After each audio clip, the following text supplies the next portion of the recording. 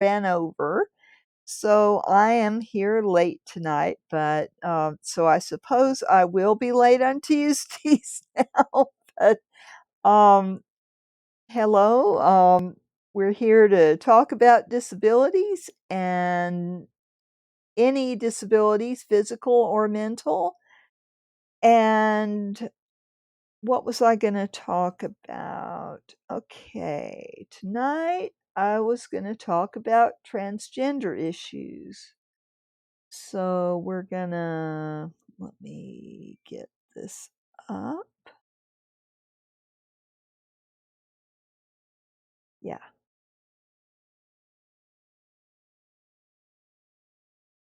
Oh, let me get my little cheat sheet up here.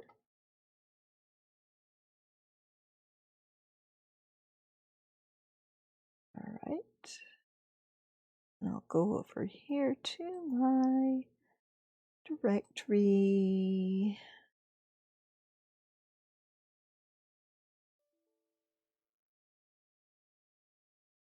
Oh, I have to plug in my hard drive. It's not going to work without the hard drive. All right, let me plug that in if I can get my hand to work. There we go. Okay, boom, got it. All right, there we go. There we go. Uh, recognize my hard drive, please. It's there. It's there. Okay. La la la la la la la la la. Oh, I can't do that. That's copyrighted. Sorry. Okay.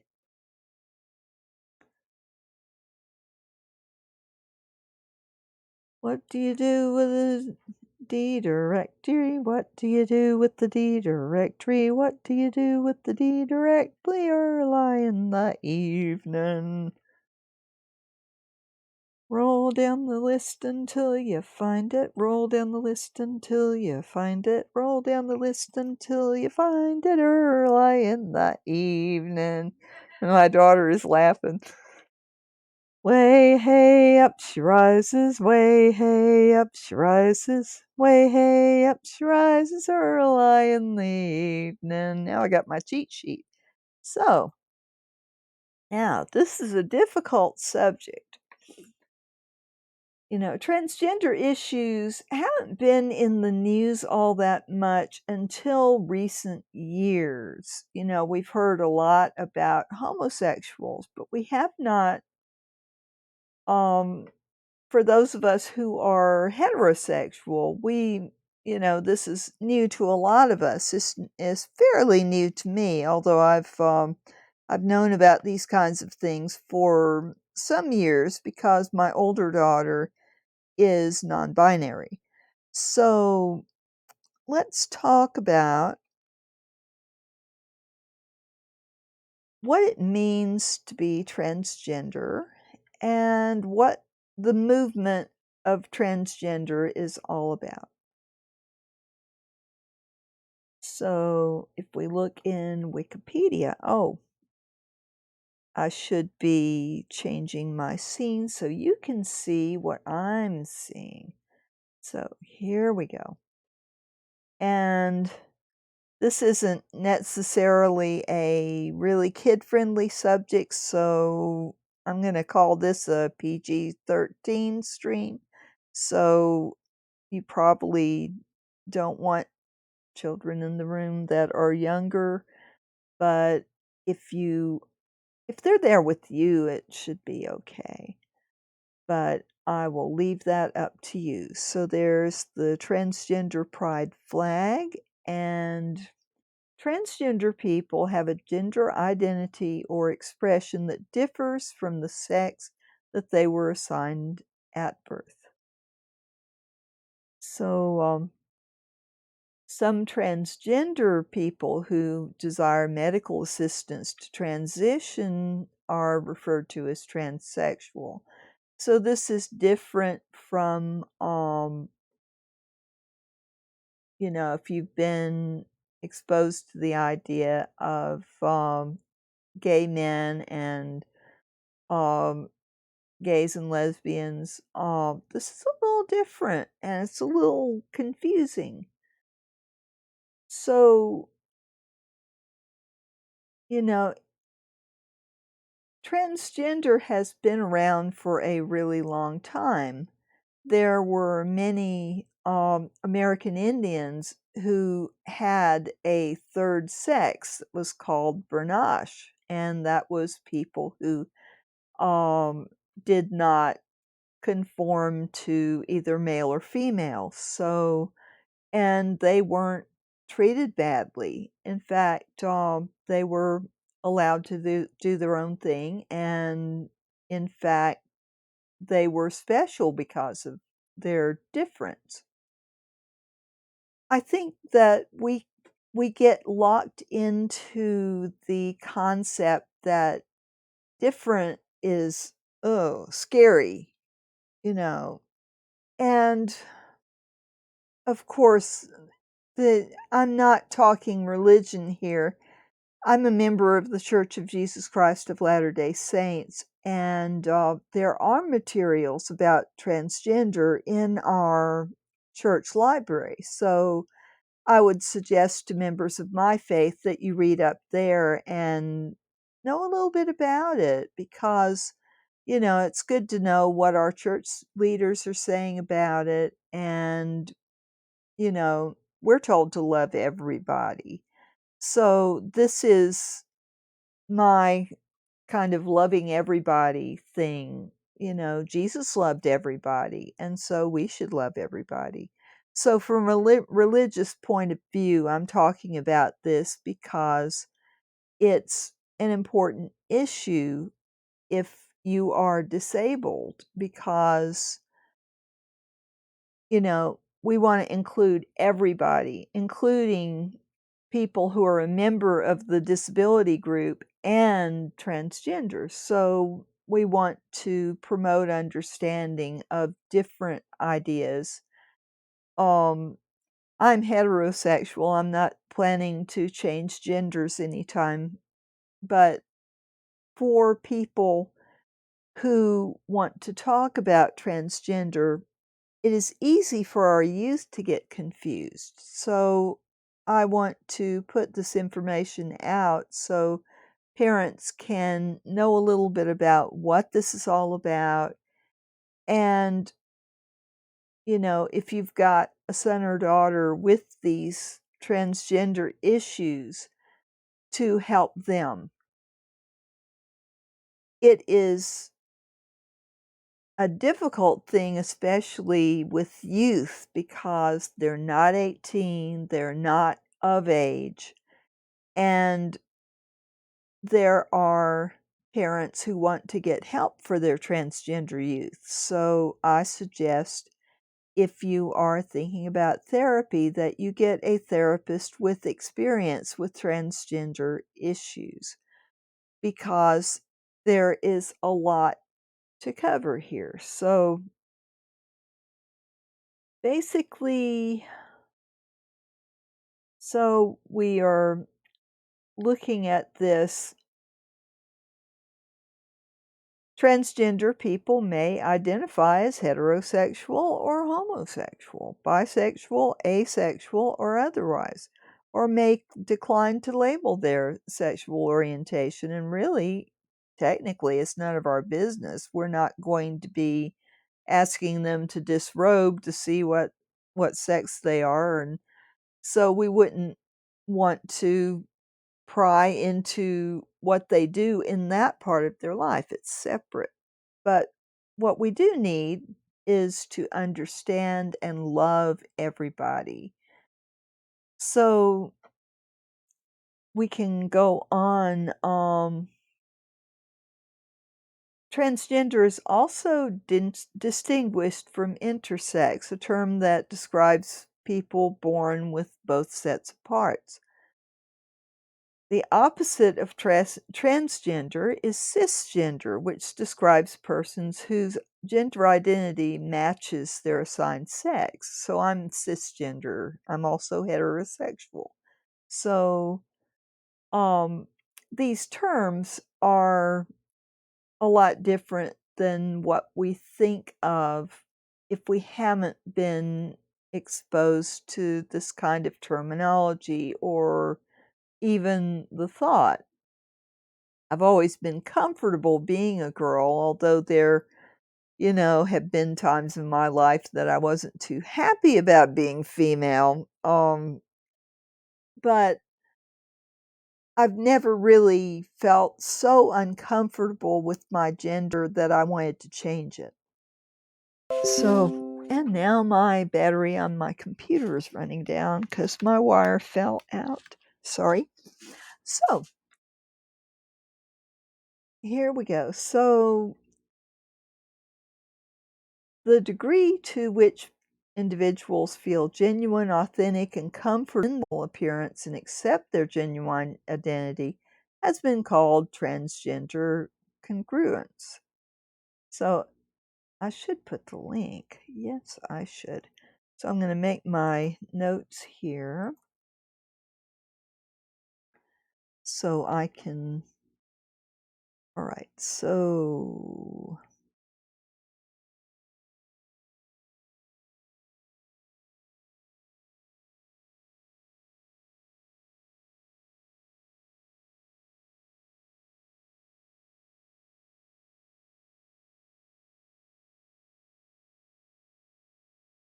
here we go. I'm going to be sure and label these links instead of just popping the links in there so that if anybody who comes in late can look and see what we're talking about. So we're on here to just learn a little bit about what transgender means generally. So, all right, so many transgender people experience gender dysphoria, and some seek medical treatments such as hormone replacement therapy, sex reassignment surgery, or psychotherapy. Not all transgender people desire these treatments, and some cannot undergo them for financial or medical reasons. And many transgender people face discrimination. It says in the workplace, but and in accessing public accommodations and health care. In many places, they're not legally protected from discrimination. So there are a lot of problems connected with this dysphoria because they may face a lot of persecution in a lot of areas of their lives. So, so we've looked at terminology. Let's go down to non-binary identity. Some non-binary or genderqueer people identify as transgender. These identities are not specifically male or female. They can be agender without gender, androgynous, combinations of both, bigender, both genders at once, pangender, which is, or gender fluid. So it's an umbrella term for gender identities that are neither male or female. So my daughter identifies as non-binary or genderqueer, and that was quite a shock for me because, first of all, it was a whole different terminology than I was ever exposed to. And so I started reading up on it just to find out what it was. And, you know, I want to accept my daughter. I may not approve of what she does, but she's still my daughter and I still love her. So, she's very active in a lot of these movements that tried, and I agree with it as far as I don't think we should be hateful to folks who are transgender. I don't think we should be persecuting them. I don't think we should be showing up at their funerals and being mean to their families. this is not a Christian way to behave. If you're a Christian, it's not a good way to behave, no matter what your religion or whether you're religious at all. It is not healthy to act that way. So that's why I'm bringing this up. I want us to have, I want to encourage people to have love for all people. It's not my job as a member of my church to dictate to people who aren't in my church that they should act a certain way. It makes me sad because I really feel that, because of my religion, because I love my religion and I have a lot of faith in it, it's hard for me to to talk about this. I don't want to sound like I'm going against the church because I'm talking about this. But it's all about loving and caring about everybody. And this is an issue that is an important issue for all of us to at least know enough about to say, well, if I run into somebody who identifies as transgender, I'm going to treat them the same as I treat my heterosexual friends. And so that's why I'm talking about this. So there's various different things. I'm not going to go under all of this, but I will skip down to the mental health care aspect. Most mental health professionals recommend therapy for internal conflicts about gender identity or discomfort in an assigned gender role, especially if one desires to transition or do something to try to make themselves more of the sex they identify with. So, and there's a lot of things that psychologists, they use the Diagnostic and Statistical Manual of Mental Disorders, the American one, because we're in the United States. We're talking about the U.S. here. Um, so it goes into a little of that. I'm not going to get that technical here because my live stream is for lay people. Um, they get the diagnosis of gender dysphoria only if being transgender causes distress or disability. And this distress might be depression or inability to work and form healthy relationships with others. It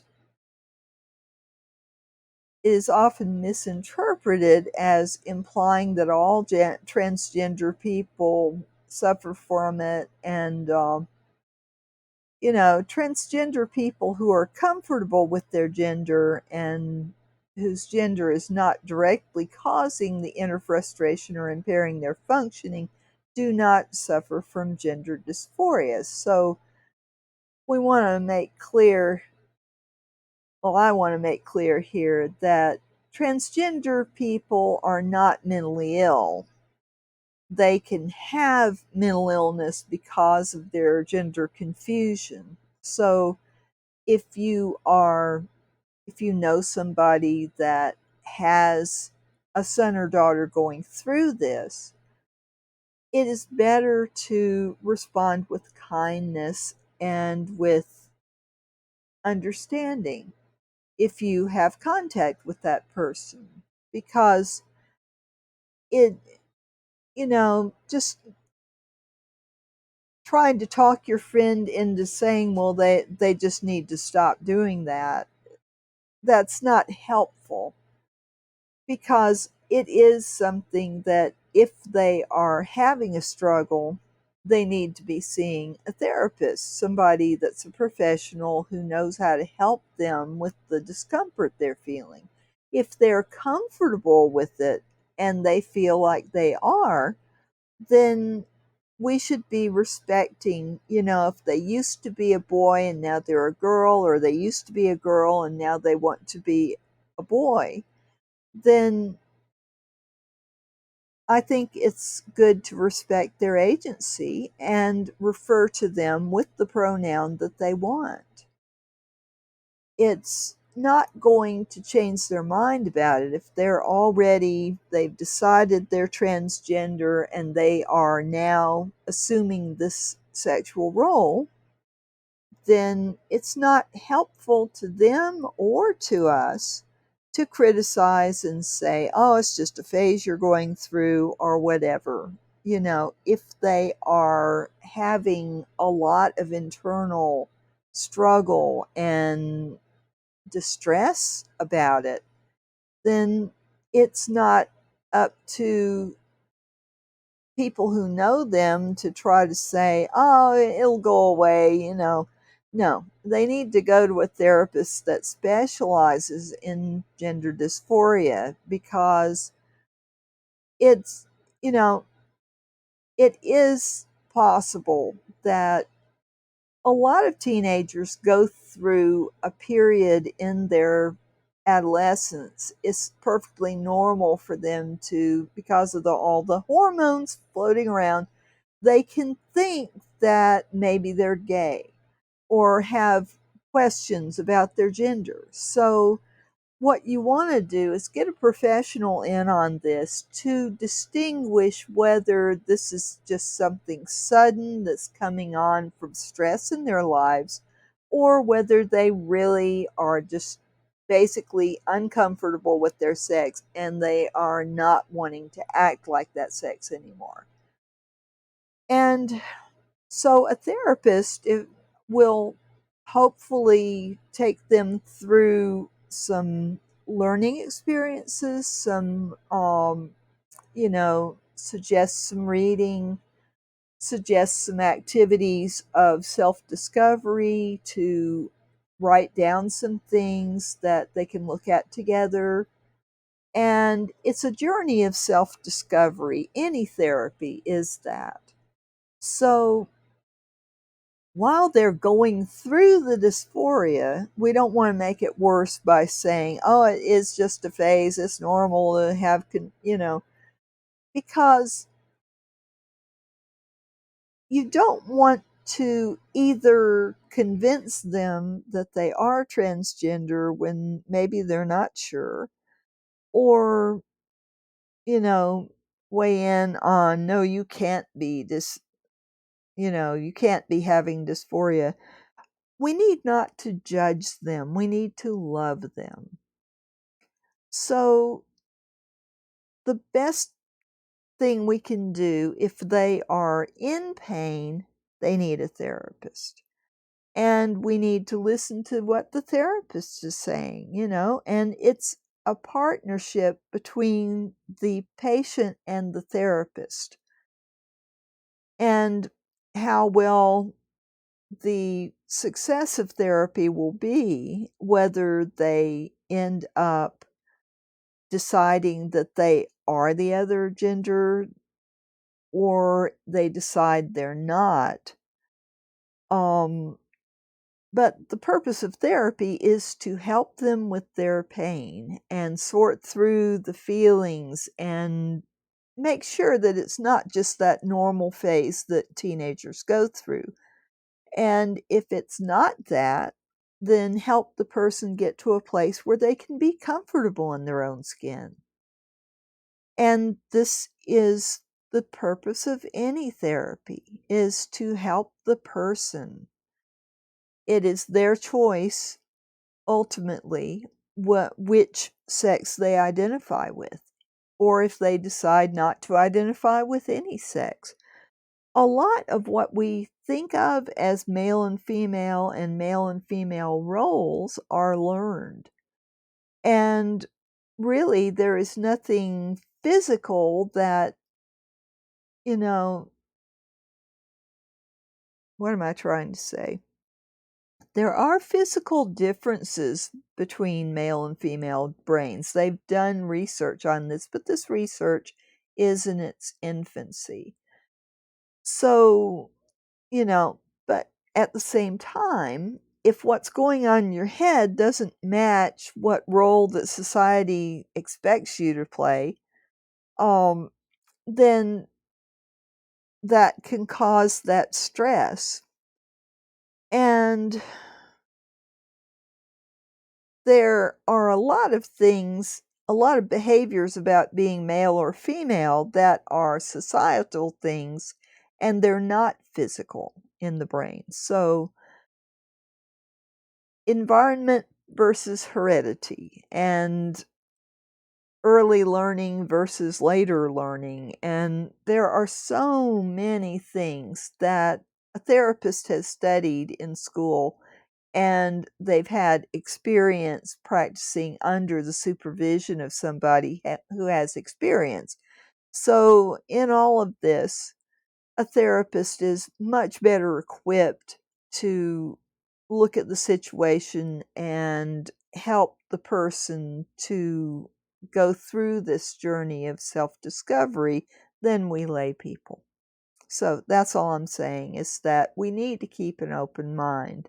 And it's hard when it's something as controversial as this, because religion tells us you're born male or female, and it is, we need to listen to our church leaders when they say love the person. We need to follow their admonitions to just love the person. And that can be, you know, very confusing and very difficult on the family when someone decides that they are transgender. But there's no need for this major family split and disowning people and kicking people out of the home.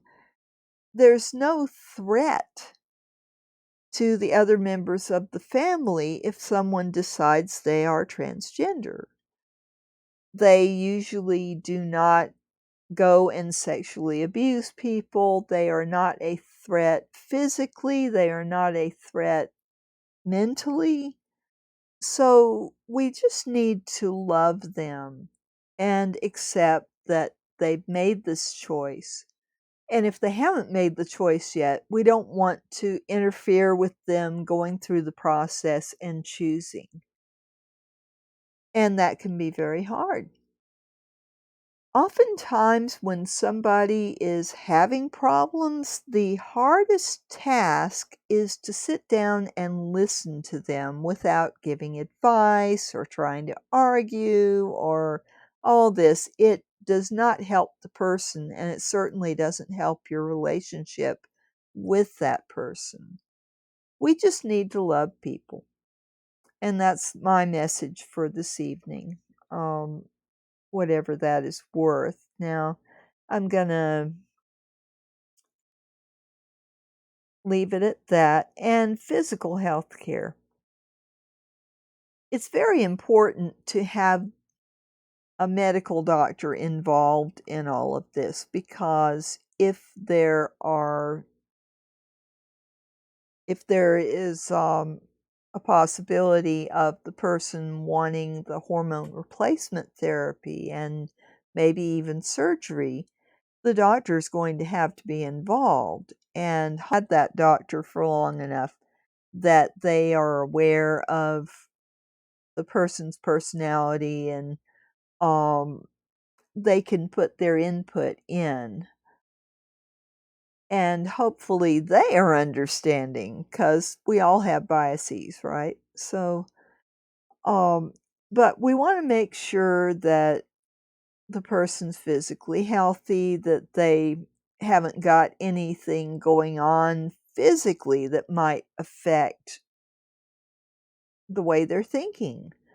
So it's a whole effort when someone is thinking about um, becoming transgender. There's the medical aspect, there's the mental aspect, and there is the reaction of everybody who knows them. And a lot of friends are not going to be cool with it. They're going to stop being friends, or they're going to say, well, why are you doing this all of a sudden? You're just trying to get attention or whatever.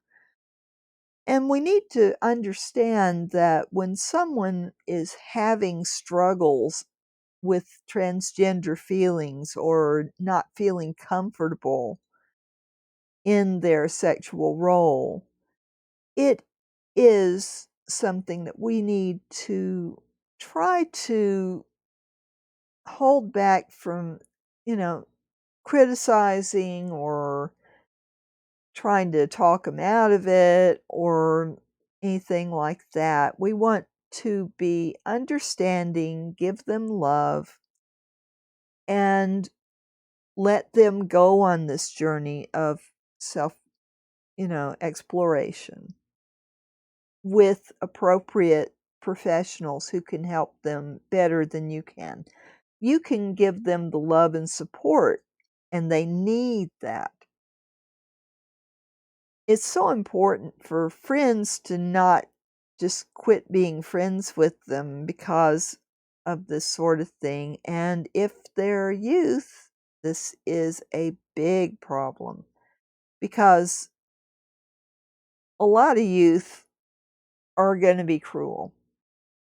And this is going to affect the person's mental health because anytime you are a member of a group that gets a lot of persecution, it does bad things to your psyche. So you can get anxiety, depression, you can get migraine headaches, you can get ulcers because you're trying to deal with all of this opposition when maybe you didn't have that before you mentioned having these feelings. So definitely we need to just shower them with love and with acceptance and reassure them that you're going to love them no matter what they decide, that you're not going to just, you know, get angry and kick them out of the house and just have nothing to do with them, because the purpose of us being put on the earth is to try to understand each other, even when it's difficult, and to have love for everybody. And it can be extremely difficult with some things, but it doesn't have to be that difficult.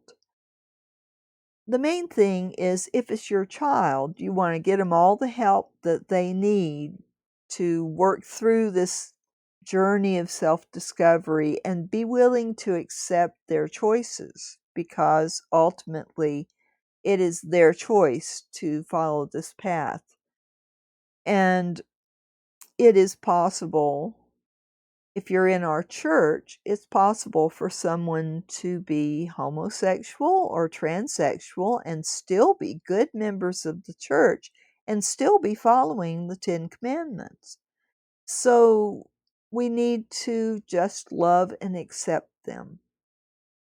Jesus visited the sick, he visited hypocrites, he visited everybody, and he mainly stayed around those who needed him. So we can follow his example and be near those that are dear to us through their struggles, through choices that we may not agree with, but just loving them and caring about them. So I'm going to get past religion here and go to, let's just talk about transgender for everybody, because everybody who's watching my live stream is not going to be LDS. So I don't want to, you know, I don't want to, yeah, I just want to talk about this. Now let's look up disability and transgender. And that is our topic for tonight. So let's skip the scholarly stuff because this is a stream for lay people. So, all right, so let's look. This is Harvard Review. This is a good article. So let's look at this. Embracing the ADA, transgender people, and their rights under ADA. So let's look at this article and talk about it a little bit. So, what is a transgender person's right under ADA if they're also disabled? So, we're going to look at this article here and see what we can find out. Because we already said that transgender folks might not have the same rights as the rest of us because it is fairly. Oh, all right. Oh, I'm sorry. I thought my chat would appear there, so I've been on another page. So, okay, good. Mess sometimes. I'm glad you're here because, okay. Okay, you're saying the science of this is that if you have the brain anatomy of the opposite or gray area of the gender you wish for, that's why you feel dysphoric. You're literally trapped in a body that's not yours. That makes sense. And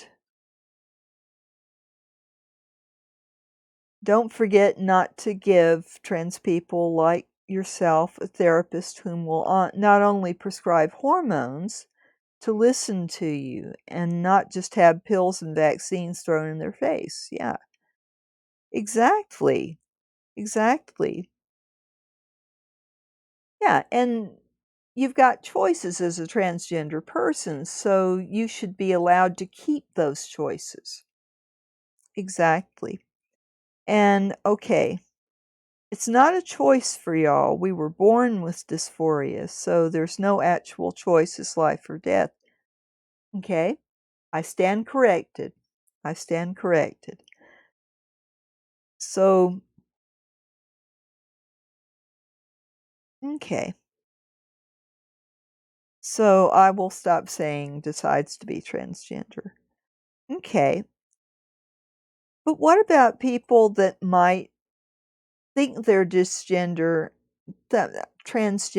and then maybe they are, you know, maybe they've got a friend who's influenced them, and maybe they're actually not transgender, but they're confused about it.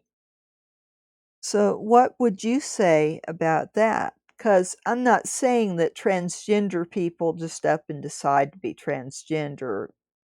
A lot of my gay friends said that they knew they were gay from the time they were like 5 years old. So, I'm not saying for people who are definitely transgender, they probably have that kind of history, right? How do you feel about that? Because definitely, I want to hear. Because I'm just from the outside looking in. Since I'm not transgender, I wanna understand. So,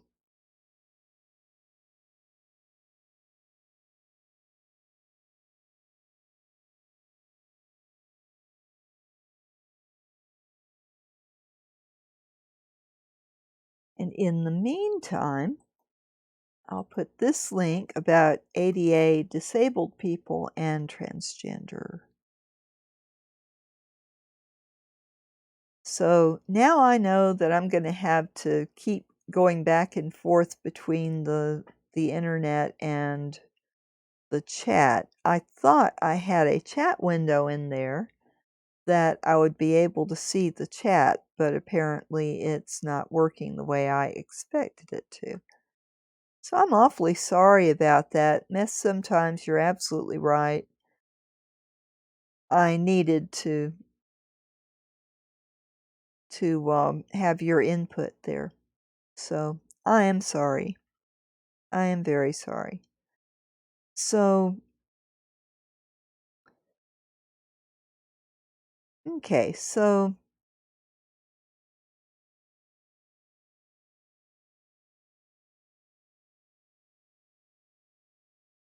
hope I didn't make you mad. I really hope I didn't. I'm just kind of stumbling in this area because I don't know a lot that you know.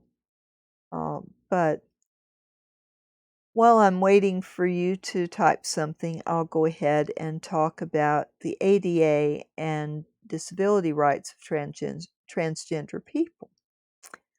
So let's look over here and see what Harvard Law Review is saying.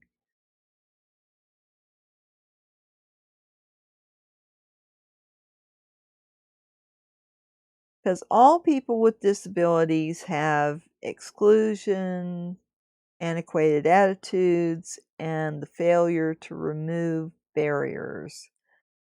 And so I'm sure it's a lot worse for a transgender person because there's a lot of hostility towards transgender folks in general.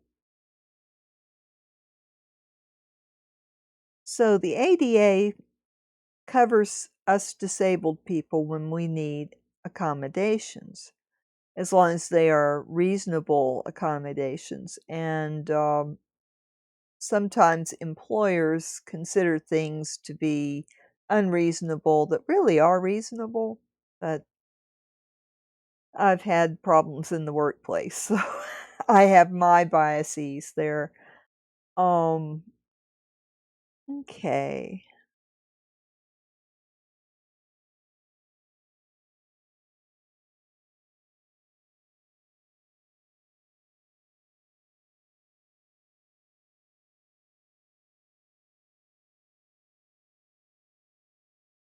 I'm very glad that President Biden has a sign language interpreter at press briefings. It's so important to recognize that not everybody has the same, you know, that a deaf person needs a sign language interpreter if they are not trained in lip reading. And it's probably a nice thing to have, have that option for people who have been taught lip reading. So, um, deaf people, please weigh in. I definitely want to hear more from people with all kinds of disabilities. So, President Biden wants full participation and equality for people with disabilities. But much work remains to realize the promise of full inclusion, respect, and equality for people with disabilities. In particular, if you've got, there is the stigma associated with disability. The idea that health conditions render a person abnormal, defective, and inferior. It remains pervasive. And I sure agree with that statement. And it's especially true with respect to those health conditions that affect only a small minority of us. Gender dysphoria, a serious medical condition associated with transgender people, is one such condition. Keep in mind that gender dysphoria is not being comfortable within your gender choice. So, okay, we've already talked about what gender dysphoria is. Um, okay, so here's the case of Amy Stevens, this transgender woman whose Title VII case resulted in U.S. Supreme Court precedent holding that federal employment discrimination law protects LGBTQ people. Described the importance of gender dysphoria in a letter she wrote to her employer. As she explained, I have felt imprisoned in a body that does not match my mind, and this has caused me great despair and loneliness. Must be awful. Or as a young transgender boy described to his parents, a comment relayed to their counsel and co-author of this post. I just don't feel like getting out of bed knowing wherever I go, people don't see me as I am in my heart. And I think a lot of us disabled people say that every morning. The growing medical evidence demonstrates that gender dysphoria derives from an uncommon interaction of the endocrine and neurological systems, which results in a person being born with sex characteristics that are inconsistent with the person's gender identity. Acknowledging this, U.S. Department of Justice said the current research increasingly indicates that gender dysphoria has physiological or biological roots. So it's not just a mental thing, it is a whole body thing. And it's a protected disability under federal disability rights laws. Not only did the Department of Justice not reverse this position during the Trump administration, thank goodness, it explicitly supported the position of plaintiffs in federal disability rights claims, pursuing protection under federal law. There is a ready way to remedy gender dysphoria. The treatment is transition, namely securing the medical and social support that enable a person to comfortably live consistent with their gender identity.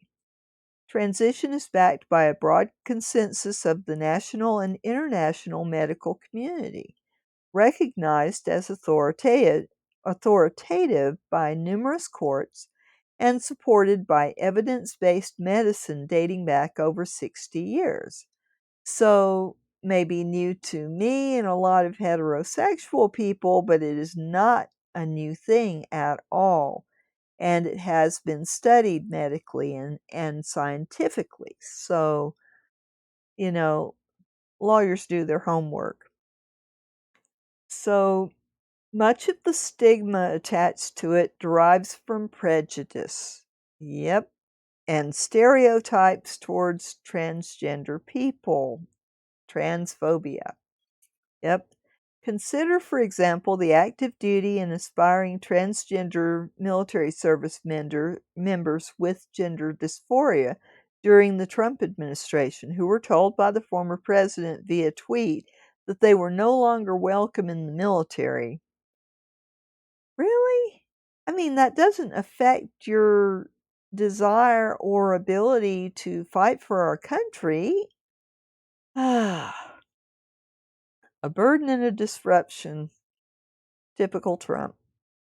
Consider also high school principals who told students like Gavin Grimm and Ash Whitaker, both transgender students who experienced gender dysphoria, that they could not use gender-appropriate restrooms because it would violate the dignity and privacy rights of other students and would create safety issues and lewdness concerns. We have a long way to go in this country. We really do. And many state and local laws that once criminalized the very act of transgender people appearing into public. Thankfully, it's receding given a recent and dramatic shift in the visibility, acceptance, and integration of transgender people across all aspects of society. A collective understanding of transgender people is bringing about a broader understanding of gender dysphoria and growing access to the medical care essential to transgender people, their health and well-being. And personally, I've been an advocate of this for a long time. I don't think that it is right for states to pass laws that doctors cannot give this medical treatment. I think it's ridiculous. It is, especially in the case of transgender youth, it is between their parents and them and their medical and psychology professionals. It is not up to the general public to say, well, we're not going to pay for this. It should be part of socialized medicine, and I've said it a lot, and I'm going to say it again. We should be paying for it. We should be helping these people to get the treatments they need, and if they are low income, it should be provided for them. How can a person who is transgender, who needs to transition, how can they be healthy when, there's all this body of research that says it's a real thing, it is a medical condition that needs treatment, and you're going to deny this because, oh, poor people don't need to have money for things. It's crazy. It's basic medical care for them. They need it. We need to support them in it, and we need to provide it. So, going back to the article, there's another more subtle source of stigma associated with gender dysphoria, one that derives not from transphobia, but rather from myths and fears that continue to attach to disability. Like it's catching. No, it's not. I have trouble walking. It is not contagious. So if you have gender dysphoria, it's not catching. Ah, there's a resistance on the part of some in the transgender and allied advocacy communities to pursue protections under federal disability rights laws for fear of associating transgender people with disability. And this resistance is misguided. By eschewing arguments narrowly focused on gender dysphoria, transgender rights advocates unwittingly exacerbate stigma towards the condition and towards people with disabilities more broadly. They also disserve transgender people by ignoring powerful legal protections that are particularly well suited to remedy many of the kinds of discrimination that transgender people face. So, many sex discrimination statutes do not apply to a range of state and local government programs and services. Includes prisons, which are disproportionately populated by transgender people subjected to over-policing and often prosecuted for survival crimes. Not Nor do sex discrimination statutes expressly require the kind of individualized, reasonable accommodations some transgender people seek to navigate a world in which sex segregation policies and practices are commonplace.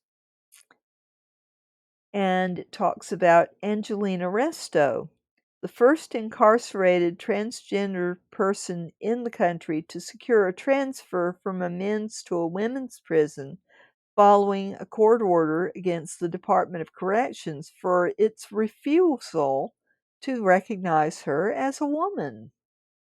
Ms. Resto, who has gender dysphoria, successfully argued that the Massachusetts Department of Corrections failed to reasonably accommodate her in violation of federal disability rights laws by refusing to transfer her from a men's facility where she faced brutal daily harassment and threats to her safety to the state's women's facility.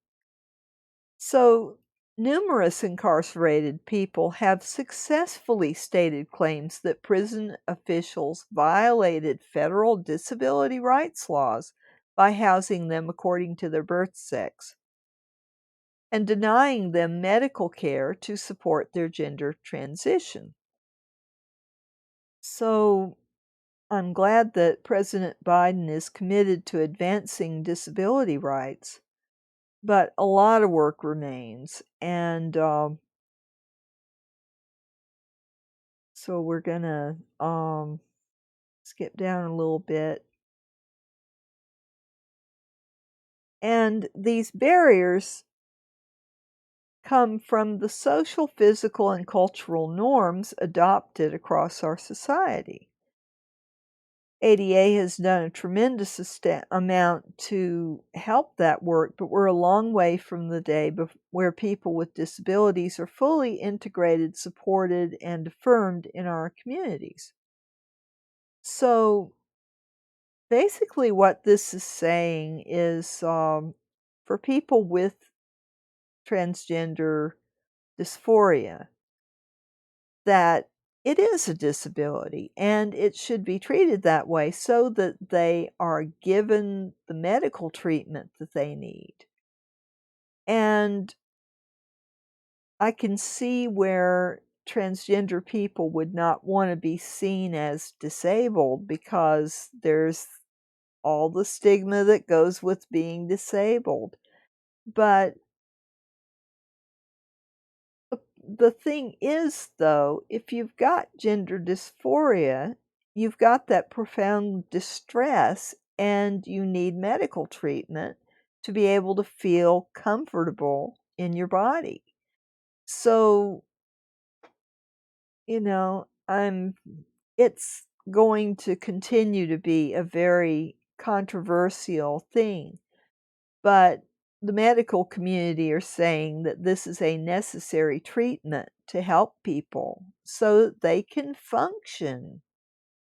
And why not use the ADA to help them get there? Because it's absolutely, you can't separate the mind and body. So there's that. Let's go back and look at,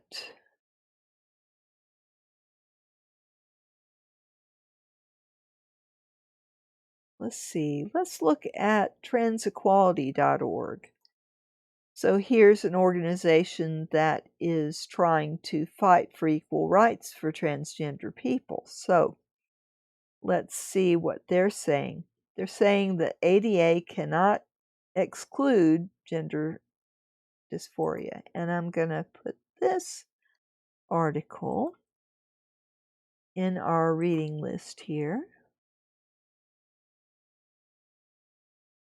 Such is an important issue, and people need to know a little bit about this because if you're not transgender, you're kind of out of the loop and you're not, all you're seeing is all the controversy in the news.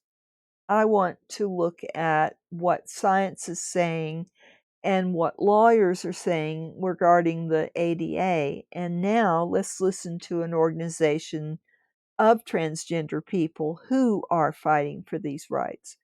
So we'll go, I'm gonna get that title and put here. And I'm going to copy this over here. So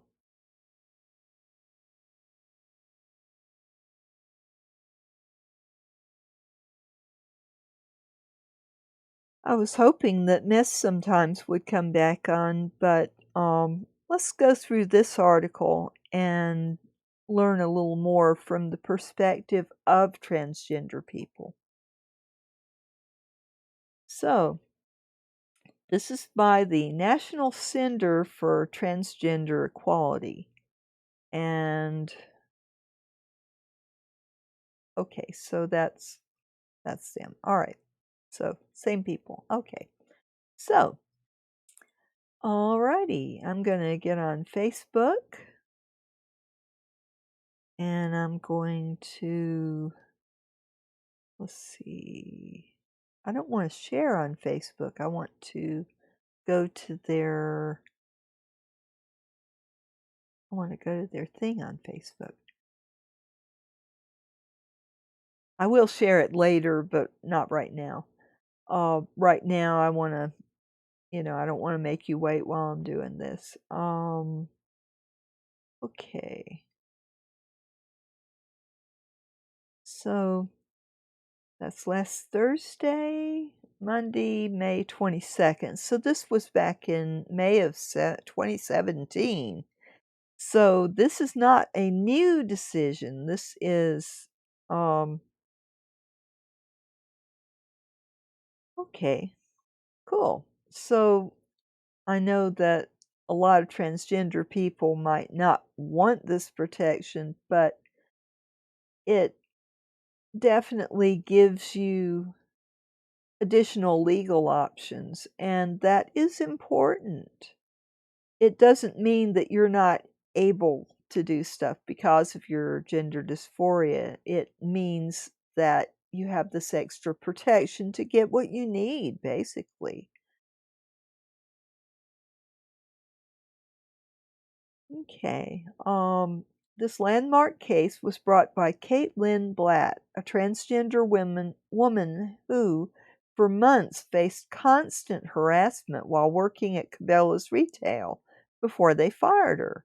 She sued under two federal laws, Title VII, which protects employees from sex discrimination, and the ADA, which protects people with disabilities. Her case isn't over yet. I wonder if it is now. But this win was a major step forwards for her and many trans people across the country. While some trans people have successfully won cases using state disability laws, this was the first time the federal disability laws come into play. Um,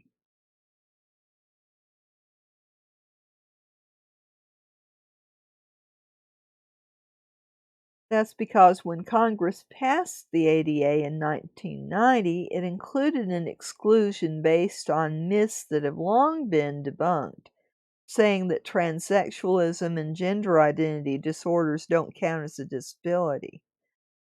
Well, if your choice is causing a whole bunch of discrimination and, you know, all of that messes with you, then, it is a disability. So, they filed a brief saying that based on current medical science and the best reading of the law, that exclusions should not include gender dysphoria as we know it today, and it indeed might be unconstitutional. And under President Obama, the Department of Justice said that, yeah, we agree with that. So now the court has reached that conclusion too.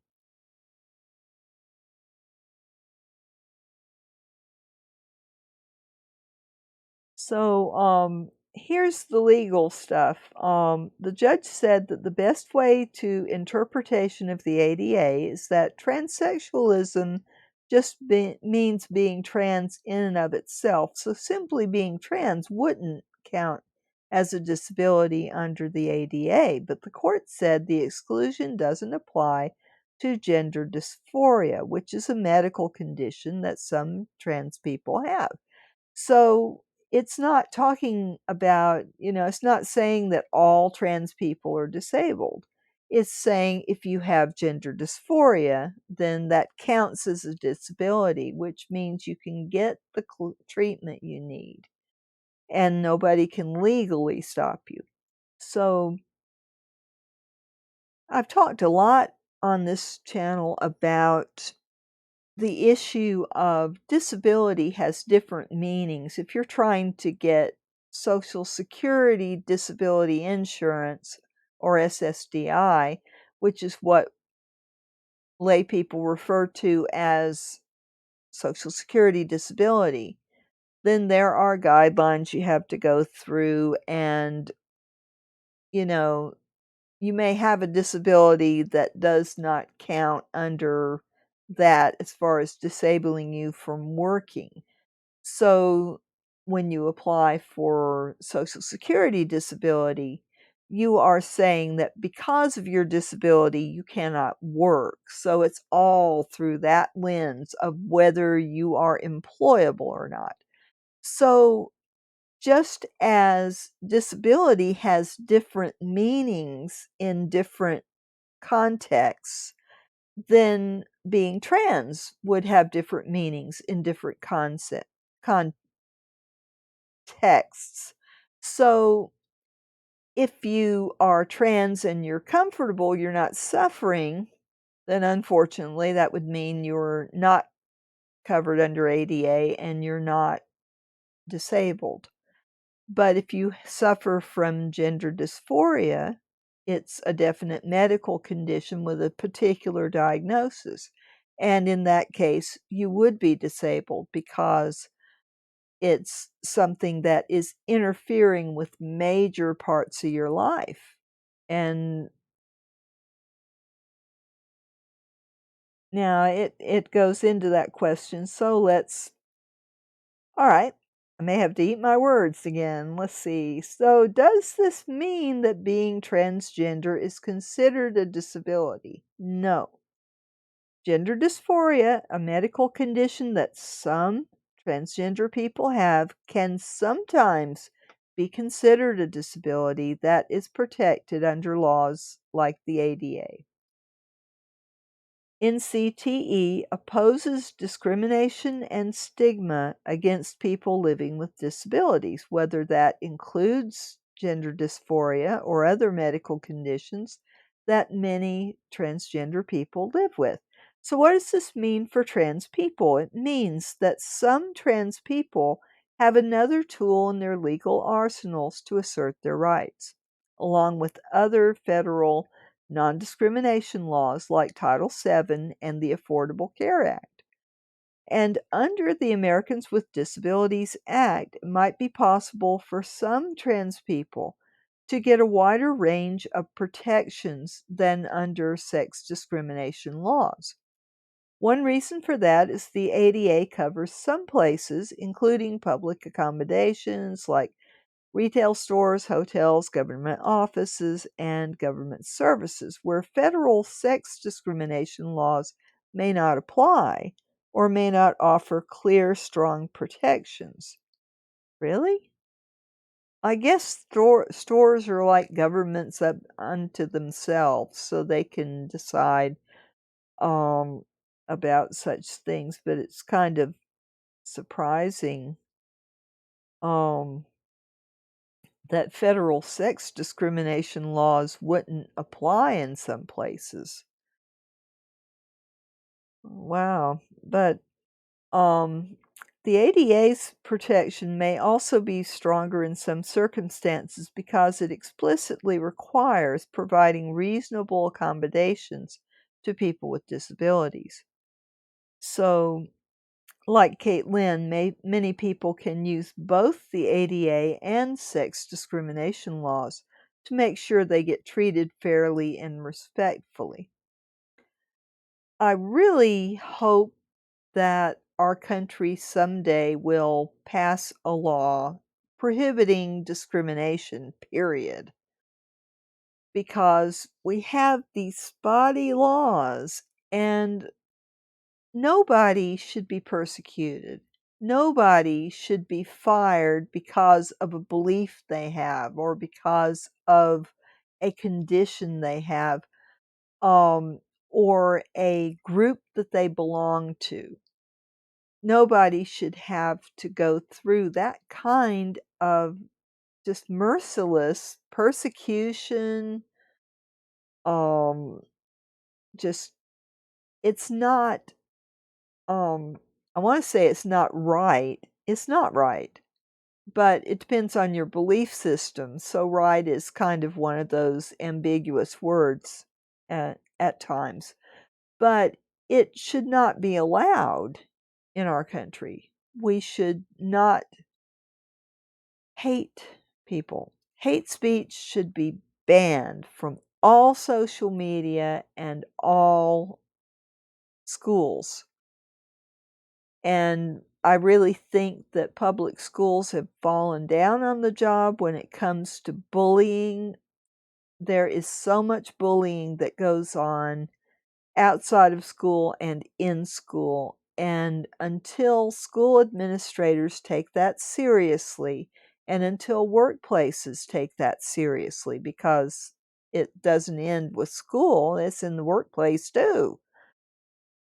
We need laws to protect everybody so that nobody has to wake up in the morning and dread going out because somebody is going to have something nasty to say to them. We can't legislate nasty speech out of everybody. People are going to get angry and they're going to say things. But when you have hate speech, which is directed towards a group because of their beliefs, then that should not be legal. That should not be covered under free speech. We should be able to sit down and talk civilly about things. And it's okay to agree to disagree. I'm not saying that the law should force everybody to believe the same. And that's a lot of the argument for these folks that like hate speech. They say, well, it's a free country. I can say what I want to. You can say what you want to as long as you are not actively trying to hurt a group. It should be spelled out in the law that we are not going to allow groups like skinheads and groups that want to persecute black people just because they're black. They want to persecute Jews because of their religion. They want to persecute transsexual and gay people and members of the LGBTQ community because they're different. Different is somehow, oh, I don't want that near me and I don't want it near my kids.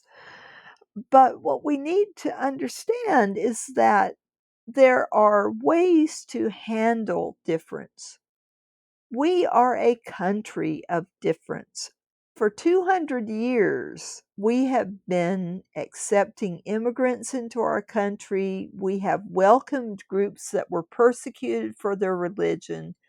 We have opened our doors to differences in political views, differences in religious views, differences in sexual views.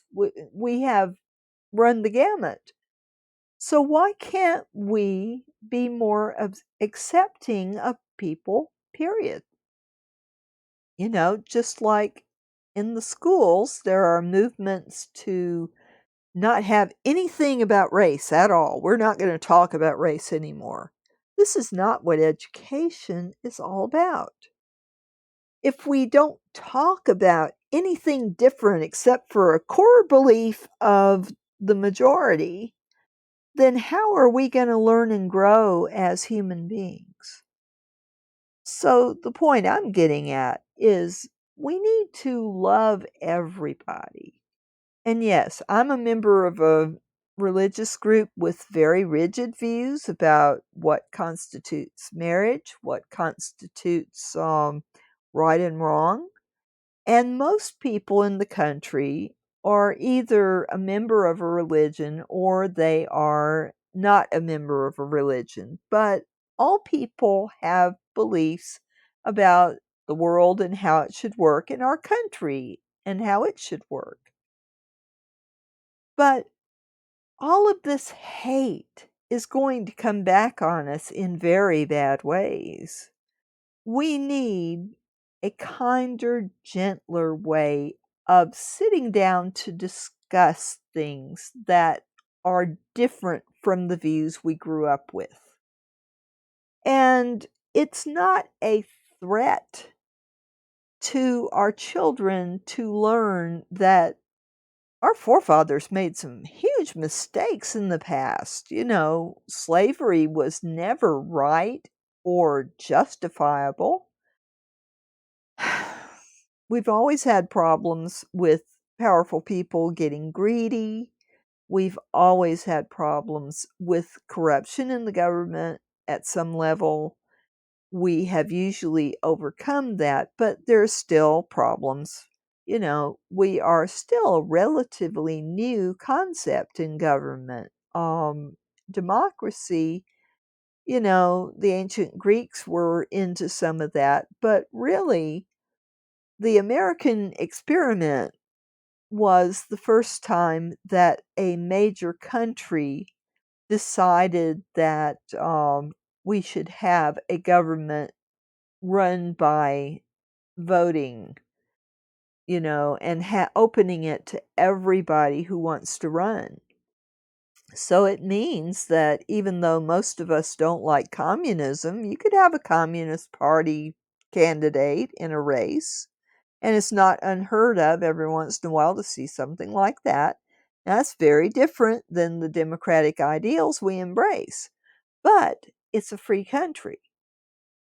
So we need to be careful when we start excluding, because if we exclude communists, maybe a lot of people would like to exclude Democrats like me.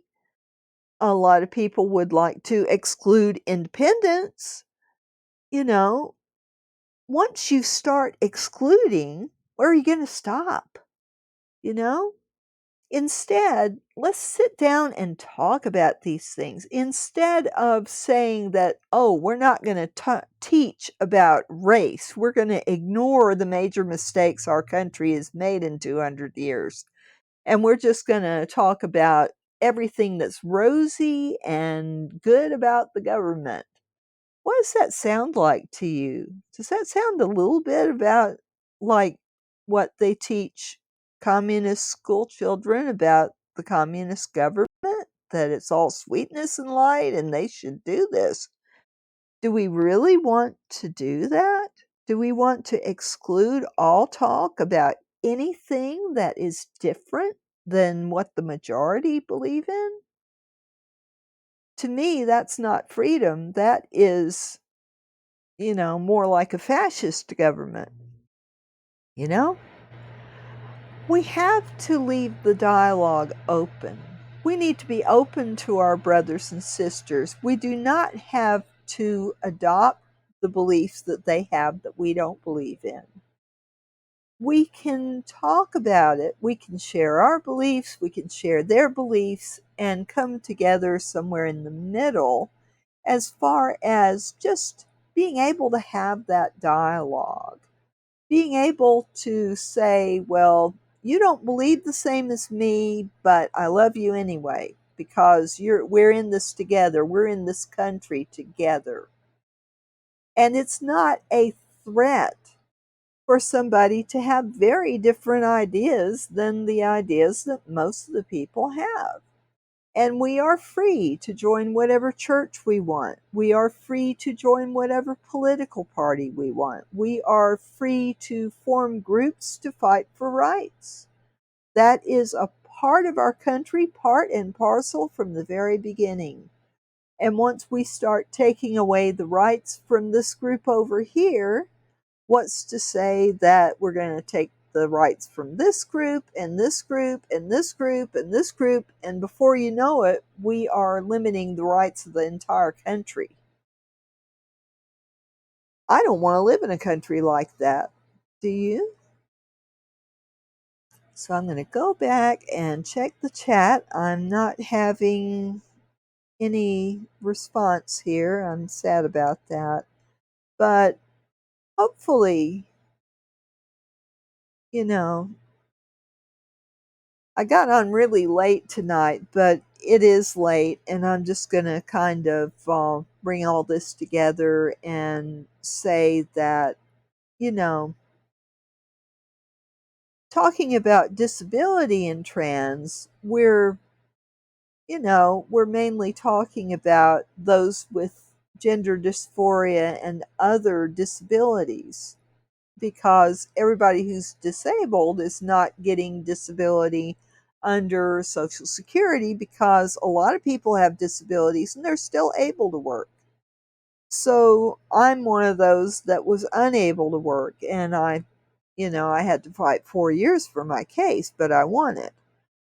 But all that aside, we can love everybody and we can accept everybody as long as they're not breaking the law.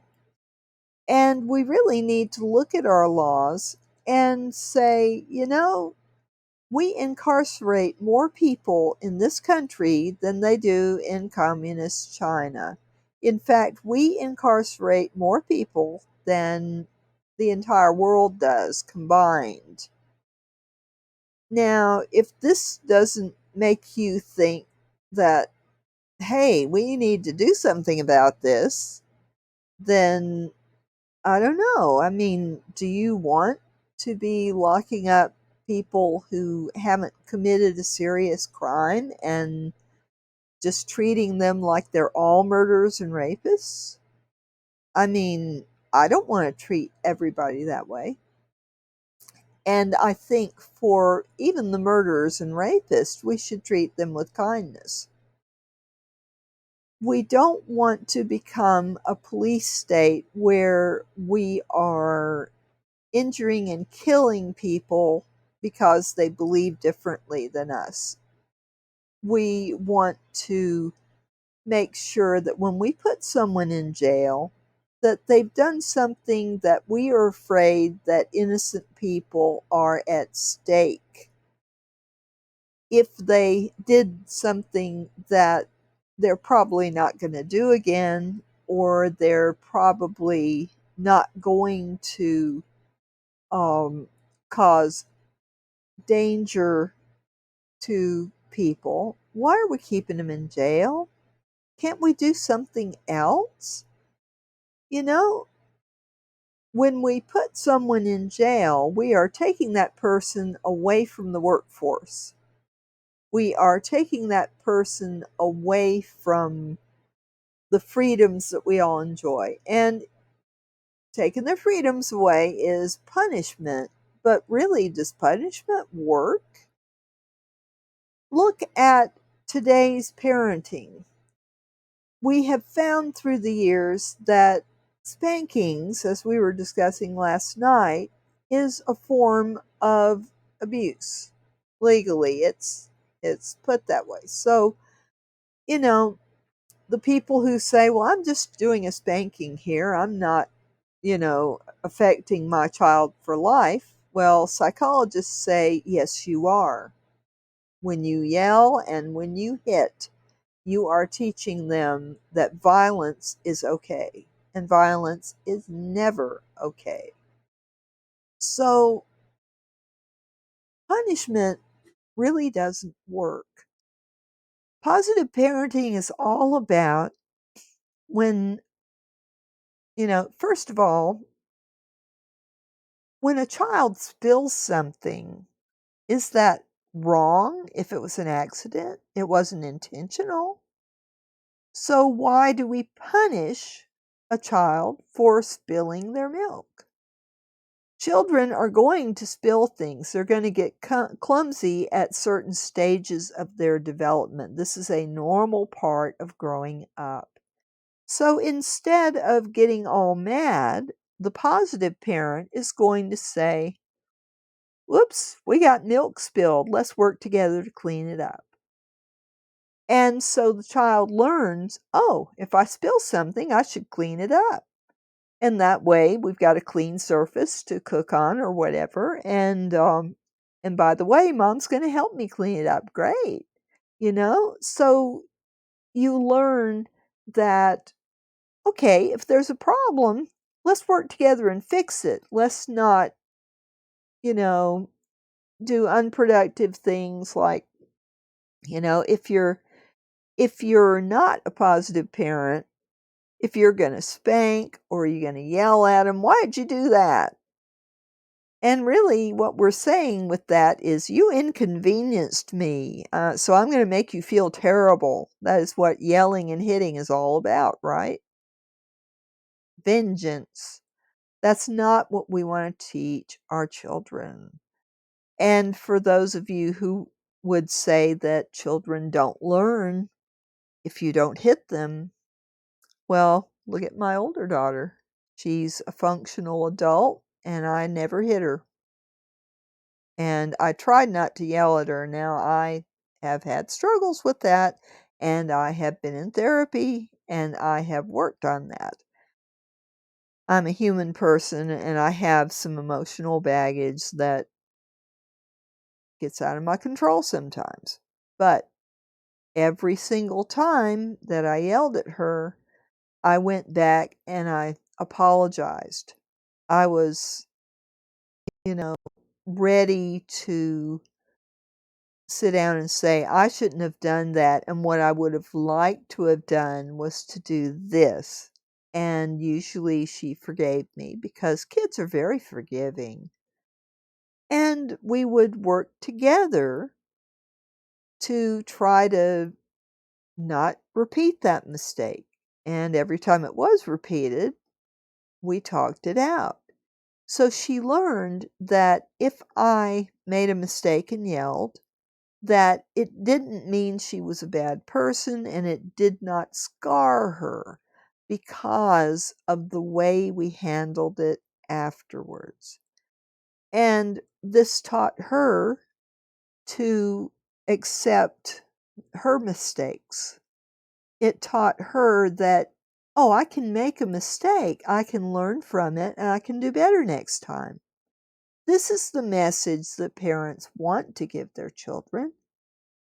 You and if you are going to talk about the incarceration system, why do we have to punish at all? Why can't we just say, um, all right, Mr. So and so, you stole this. Why did you steal this? Because you can't be stealing from people. Stealing is wrong. You do not need to do that. But did you have a reason that you were stealing? Let's ask them, why did they, and they may not know, but you want to have them evaluated by a medical doctor first to make sure there's nothing physical going on that could affect their thinking and their judgment. You want to have a psychologist or a therapist look at them to see if maybe they've got some mental illness going on. Now, if you rule out those two things, then you've got a person who made a mistake. So, yeah, they have a debt to society. They've got to fulfill that. But do we need the laws to be so harsh that the person feels like they're worthless, and then when they get out of jail, they're likely to go do it again because they did not learn that it was wrong? They learned that if you make a mistake, then Mr. Policeman and the whole criminal justice system is going to make you miserable. And then you get out and you want to get even. It does not motivate people to change and to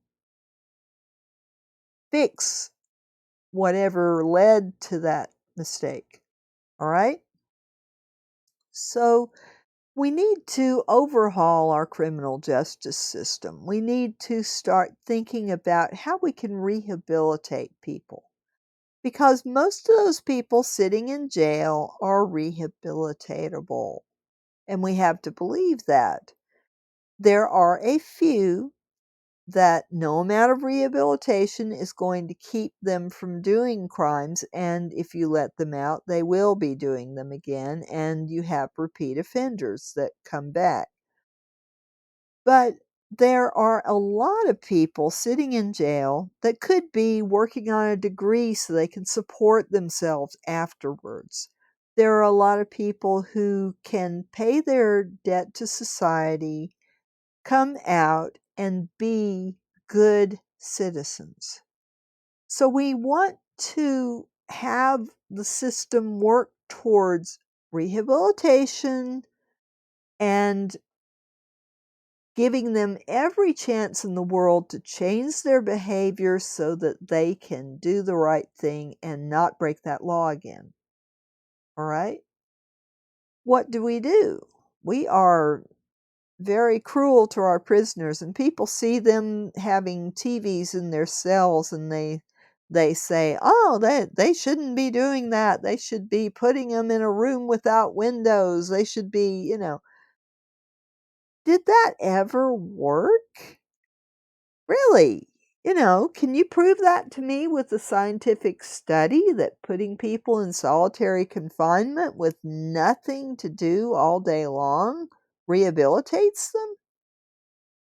We need to listen to the work that has already been done by science to study why people do things that are against the law and why they don't get rehabilitated. We need to quit taking away the very things that motivate a prisoner to want to get out and be a good citizen. If we don't have the main emphasis of prison be on rehabilitation, then what are we doing? We are putting people in jail and throwing away the key. We take away their hope. And people in that situation are going to develop very severe mental illness. We need to not make the problem worse. There is case after case where somebody has been put in jail, they get out and they do the crime again and they get put right back in. And we need to take a look at that and say, why is this happening? And how are we treating prisoners? Are we treating them as we would want to be treated? Because if you're treating them like dirt, what are they going to end up thinking about themselves? Oh, I'm dirt. It doesn't matter if I do something right, I'm still going to be punished, so I might as well just go out and do the same thing. We need to look at incarceration as an opportunity to help people, and we need not to put as many people in incarceration because a lot of them do not really need much motivation to go back and live a straight and narrow life. You know, jail is a deterrent after all, but if we impose a really harsh sentence like the war on drugs did, we had people in the legislature introducing these very harsh, very punitive laws. And what did it get us? We didn't have as much serious crime because people were scared of being put in jail. But what happened to the people we put in jail? Did they somehow get better from these harsh penalties? I think we can look at the reincarceration rates, when people are put back in jail. And I probably should do a whole live stream on incarceration and back up what I'm saying with some scholarly research. But I think that we need to be kinder and gentler with our children and with our incarcerated people. What did Jesus say about people in prison? He said we should visit people in prison and we should love them. So why aren't we doing that? Some groups are, but we need to take a look at a lot of our laws and say, are these really helping the human condition? Are these laws really protecting the majority of us from crime? We need to not be so rigid that we're not willing to go back and revisit laws and say, well, this one was a mistake. Look at the stats. We didn't do what we planned to do with this law, so we need to strike it down. There needs to be an easier process to strike laws down. I'm not saying that we need to take away all laws. A society cannot function without rules for behavior and certain standards for behavior. But we need to be kinder and gentler with those who cross the line. We need to try to get them to stay on this side of the line. And we need to motivate them to do that. And the harsh penalties that we have in today's jails and prisons are not fulfilling that goal. So, my disabled thought for the evening is, we need to be more accepting of groups that are not like the majority. Not to make the majority change their minds, but just to accept that, if somebody is transgender, that is not a threat that I'm going to have gender dysphoria, okay? If I have a friend who is gay, that doesn't mean that I'm going to all of a sudden start liking women.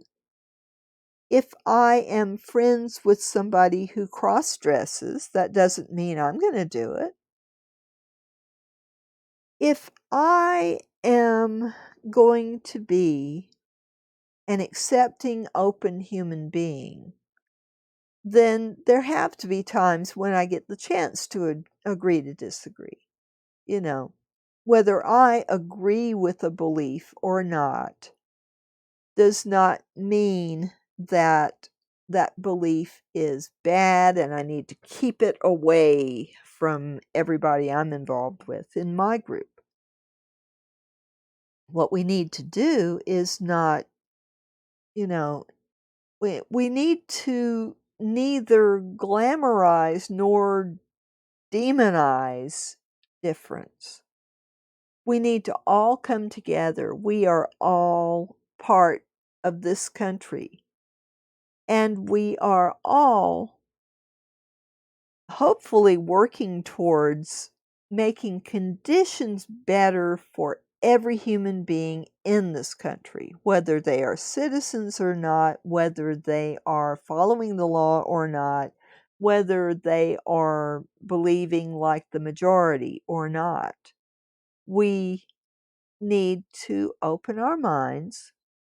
We need to hold on to our beliefs, but we don't have to give up our beliefs to accept the beliefs that another group has. And that is my entire message for this whole live stream. We need to spread love, not hate. We need to not be threatened by difference because difference is all around us. And it is not a threat. Unless you're talking about overthrowing the government, that is a threat. And I'm not saying that we should be, relaxing the laws against terrorism or against trying to overthrow the government. No, I'm not saying that at all. But I'm saying that the for 200 years, we've had this experience of people speaking out and having different views than someone else. And in this country, we value our free speech. We value it very much. But when I'm trying to say we need to draw a line on free speech where it comes to hate speech that can end up losing somebody their liberty to life, liberty, and pursuit of happiness.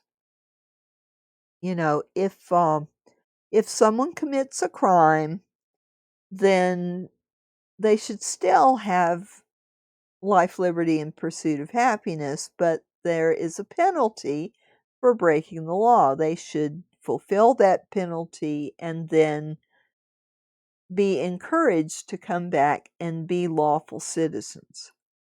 So I'm not trying to voice some radical view that we need to just turn loose everybody in prison and every man for himself.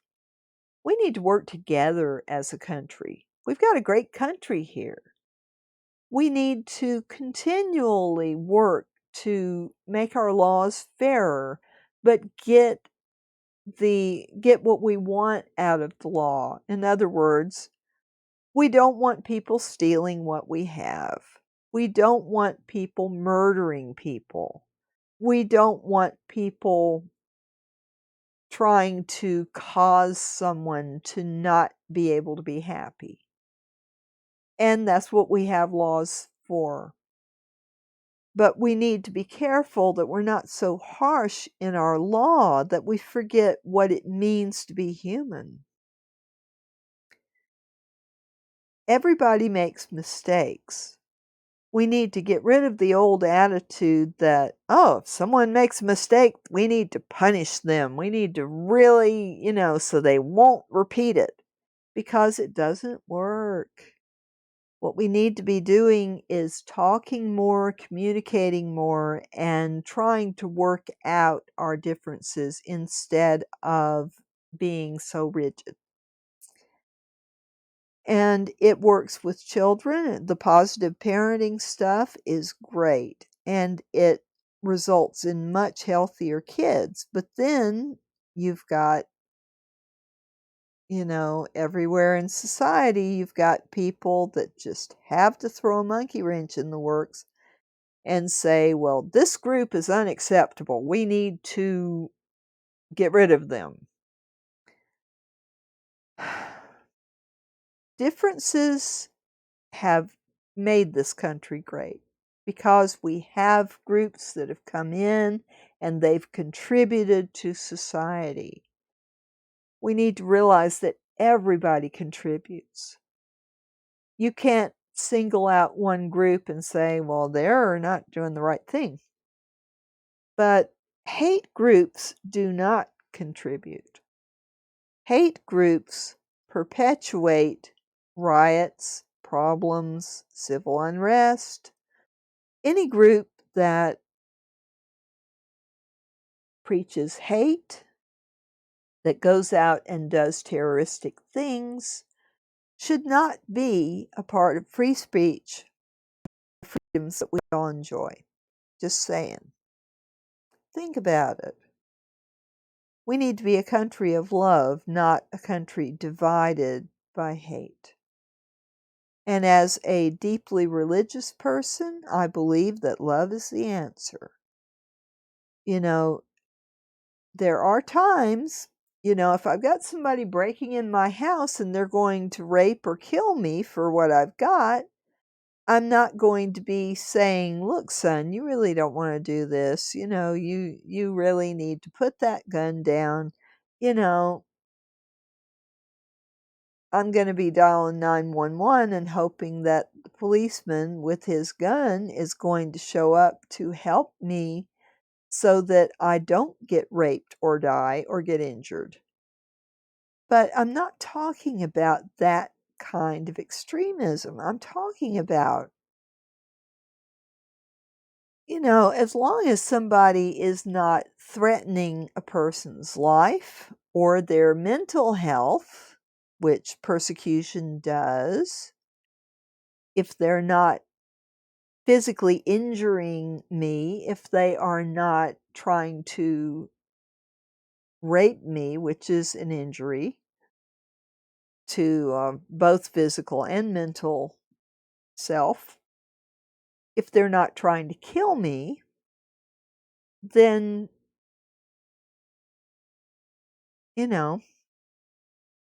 if they're not breaking a law, then they should be free to do what they want as long as they're not interfering with someone else's right to happiness.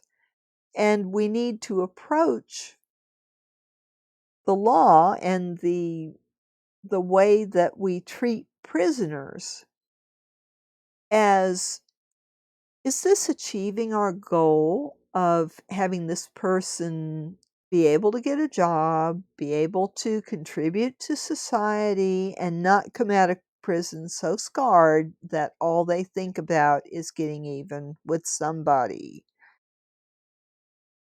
That's what I'm saying. And I think we need to, social issues are not easy. They are not simple. If they were, it would be easy for a group of legislators to sit down, write a law, and pass it, and everybody's happy and healthy and everything's sweetness and light. But most social issues are not easy or they're complicated. They're not simple. They're not easy. Or we would have already come up with these solutions. We need everybody to come together and talk about these things so that we can work out our differences, so we can write kinder laws that get closer to giving us what we want. And what do we want?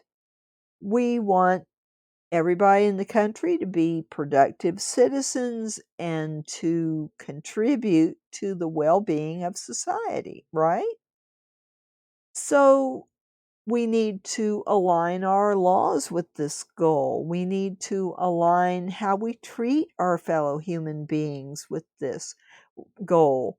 We want to make sure that when we're exercising our rights, we're not impinging on the rights of groups of people. And really, if we're impinging on the rights of one individual, we are really, dragging our whole country down into the depths of despotism. If we want to have a free country and enjoy the freedoms that we have, we need to be humane to everybody. So that's my disabled thought for the evening. We'd have a lot of less people disabled from mental illness if we were being kind to our children and if we were truly trying to rehabilitate those in prison instead of just throwing in there to throw away the key. So hopefully this will help understanding. And I'll keep talking about social issues that are very complicated issues, and we'll probably visit transgender issues again. And we will probably be talking about a lot more sticky wickets because the conversation has to start somewhere. And there are a lot of people talking about these important issues, but there needs to be more participation from all of us. And who knows, some brilliant person may get exposed to some of these other ideas besides what they grew up with, and they may find a bridge between where they are to where the other person is. And making that bridge is what we all should aspire to. Understanding starts here in the heart and here in the mind. Healthy communication is the key to solving any difference of opinion. And it's always okay to agree to disagree. So I'd love to know what you think. Please let me know. I have a Google Voice phone number that if you want to text it, then you can text me and I will see it and I will be able to respond here on my live stream. So cool. So I'm going to end my live stream now and I'm going to go talk to somebody who just texted me. So y'all take care, and I love you, and I want to hear your ideas because I'm just a voice out here in the internet, but I want to hear from everybody who has heard my voice tonight if you want to. And if you don't want to participate in the conversation, if you're just enjoying hearing me talk about it, that's fine too.